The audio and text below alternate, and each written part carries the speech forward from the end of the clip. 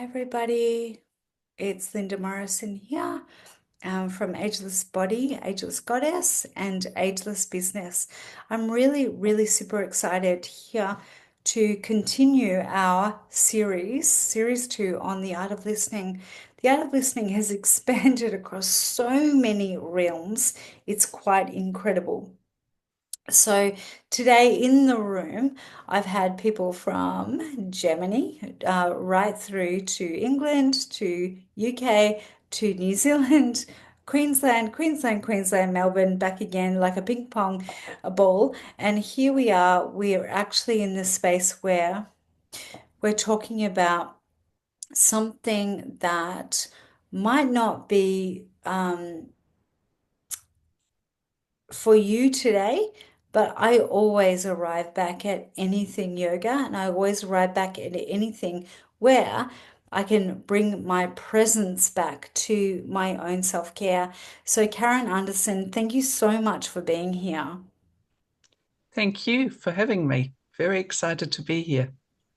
So, Carin Andresen is part of probably a movement that was probably launched like many of my were before people had their knowledge about it all, but also probably because of it. Karen, can you tell us about what you do, how you help people, and also how you arrived at this work that you actually do to help people? I'm a qualified beauty therapist, a certified facial yoga instructor, as well as a yin yoga instructor. I help women, especially over 40, that want to age naturally, holistically, without having invasive procedures. So by really tuning in who they are and taking some time out for themselves in the comfort of their own home. So I do that in person or via Zoom all over the world to really love the skin and the body they are in naturally. Because I believe true beauty radiates from the inside out. With being still, having a moment, and knowing what to do. So I teach that massage techniques, exercise techniques, together with breathing and mindfulness, gratitude. You know, it's a privilege that we're getting older. As many of I, us denied. Thank you so much for actually saying that. I totally concur and agree. And also, I know Karen's actually a practice as well. Everything builds on other things. So I think that when Karen says it's a practice, it is an everyday practice. It's ain't easy to look at yourself at the end of the day or the start of the day when you do your practice of anything. If you feel like you haven't rounded off your last day in a good attempt or resolution in what you're actually wanting to do. So being a modern woman, to me, what actually happens, apparently, and like you, Karen, because you're very beautiful also, it's like, we're being delivered a certain amount of stuff, but are we doing some good stuff with it? Sometimes not, sometimes we are, but there's something about someone that looks after themselves that someone else or others will be attracted to. This has fascinated me across my 40 years of working actually with people, is that you can always tell someone in the room whom has actually done their very best with what they've got. So it ain't a cop out to get some really good genes, but also it might be good as well. But it ain't a cop out. Also, you can trans transcend those genes and be up where you need to be. There's something about being in a room with someone whom is present, has looked after themselves, who actually knows that they need to be there. When I say in a room, it doesn't matter what the room is, but they've arrived at something. Can you talk to me a little bit about that? Because it fascinates me in and around that, because I spent hours on my own body, but when my headspace wasn't with my body might have looked like that, but my head wasn't quite there. Can you talk a little bit about that? Because you are not 5 minutes old. No, absolutely not. And it does come with age and with experience. And I truly believe, we've got to get to a space where we're really uncomfortable and where we really experience events, tragic events, that makes you realize, okay, hang on a minute, just slow down, just look inwards. What is really, really important to me? Where do I want to be? Who do I want to become? And that is something that, yeah, the age really teaches you. And if you listen to it instead of, oh my God, I've got another line on my face, and just only from the outside, then it will never happen. And I've worked with so many women that realized, wow, if I really stop and practice gratitude and practice every day, and it was just 5 minutes per day, to stop, to think, to do some stuff for myself. I do have this. Do have this energy, the strength to go on, and that is something that has become over the years. It's never, when I was young, I always identified myself. How do I look? How's my hair? How's everything? I started having a few fillers initially, and then I thought, this is not the answer. This is really not the answer, because people can tell, right? Can tell when women have so much work done. And it's, yeah, you're hiding behind something, while when you've got a few lines and you radiate this inner peace and the happiness and the gratitude, wow, then the energy. And people want to surround themselves with people that have that and work on that. And that's possible. It really is. If you're open to it, if you allow it. Yeah, 100%. And there's so much wisdom in the process as well. So, um, Yes. correct. So I love the word allow, also surrender. So Mhm. what are we going to do anyway? So if someone along the way knows your birthday, what are you going to do anyway? It's going to be the thing. Also, Yeah. is your superpower. It's an interesting time that you've come across with this time of the world, because I happen to be of a family where, if I can scratch on this itch or like really get into this, because it's quite interesting for maybe others to actually hear, is that when my grandmother, she was 46 years of age. She'd already had three grandchildren, three grandchildren by that age, right? And she was a nana for the first time at 41. Amazing. And she already looked like a grandmama, Yes. but she lived until she was nearly 93, and she was gorgeous, right? So, um, what did, obviously we can all count, you know, these are the things that happen. If you're 19, then 19, then 19, you're going to get a kid or, whatever. We can all count. The facts are there's a pressure on, she was allowed to look like a nana at Mhm. 42.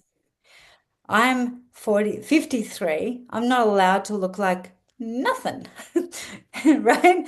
So, how do you go about working with people in and around those?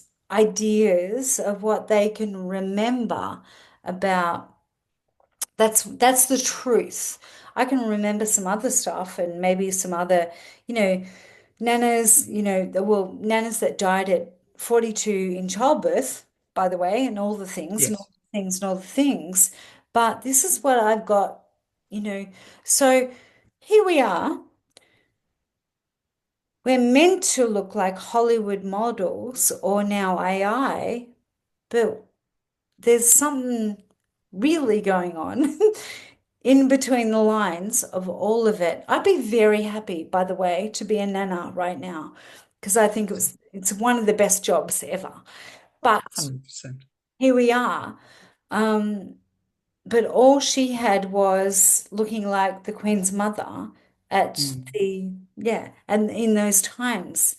And there was no other pressure apart from being a good mummy in the house and Hmm. nana in the house. So now there's other pressures. You've got to make $1 million. You've got to look like God only knows what, Angelina Jolie, and like something, something, and all the things. But what do you make of all of that for ladies that are just trying to move forward? Um, A lot I there, Monica. believe, I'm sorry that I've just done that to you, but it is interesting, isn't it? Don't you think, as an oh, archetype? Like it's oh, really, 100%. And I've been there. I mean, I'm turning 60 this year. So, and I'm going like, oh my God, people often think I'm a lot younger. How can you be 60? You look at least 10 years younger. And I'm really thinking, but I'm so proud of being 60. And I don't know if I really want to be 10 years younger, want to be at that space where I was when I was 50 years old, because I've grown so much as a person with that. And that is something I believe it's really important as we mature to find things that really fills our cup, and really is surround ourselves. It's become more important with people that uplift us, people that inspire us, and you're open to learn things, your curiosity. And I really truly believe you're old if you're closing down, if you don't want to learn anything anymore, if you kind of think, no, this is always the way it has been and it's the way it should, then you become so stuck.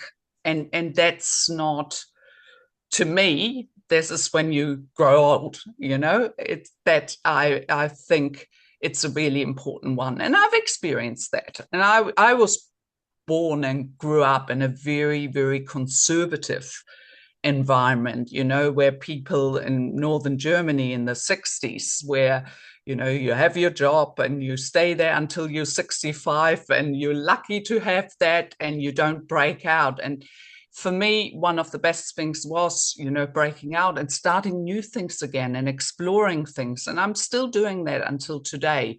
And that's what I would encourage really, really women to do. You're never too old to pivot.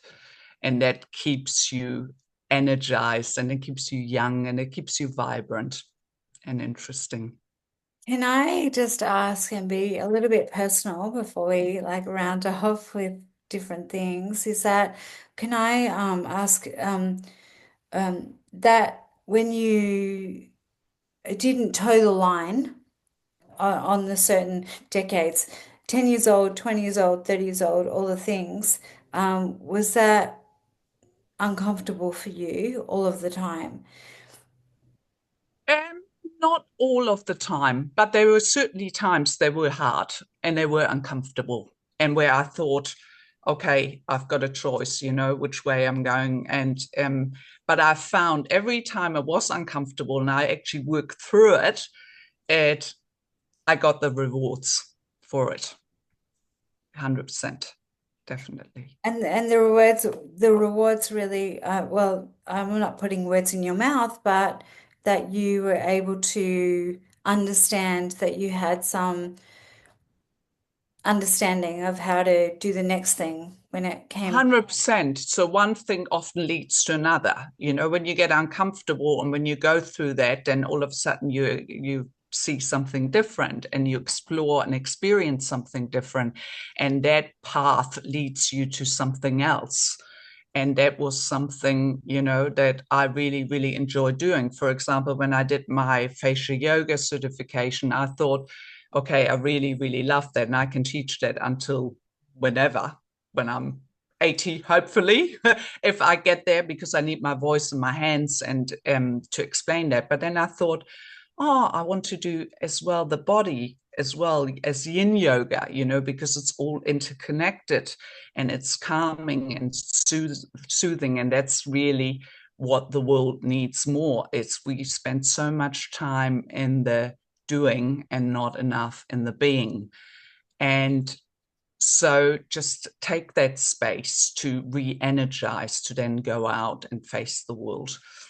Yeah, So 100%. yeah, so I've done that last year, my yin yoga certification in India, you know, under really uncomfortable condition, extreme heat and everything else. So but the rewards are amazing.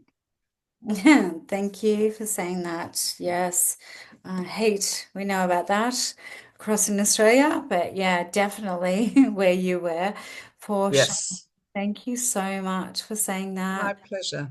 Yeah, so um, I think that the whole understanding is that the art of listening comes through many different modalities and spaces, but also those that can you can lean into or others for what you're actually needing. So thank you, Carin, for being here today. Thank you. No, my pleasure. So I'm going to wind it off unless there's something more that you'd actually want to say. We're going to have Karen's links below, but also her bio so you can get in touch with her. But yeah, she's been someone that's been very, very leaned into my journey, actually. And just know that the journey is not always a straight line. Also, some of the marketing professionals at the moment might tell you that there's a way, to my knowledge and my understanding, and also my experience, to make very good, really good, lucrative businesses. Is that it's not ever always a straight line. So thanks for being here, Karen. Thank you, Linda. My pleasure.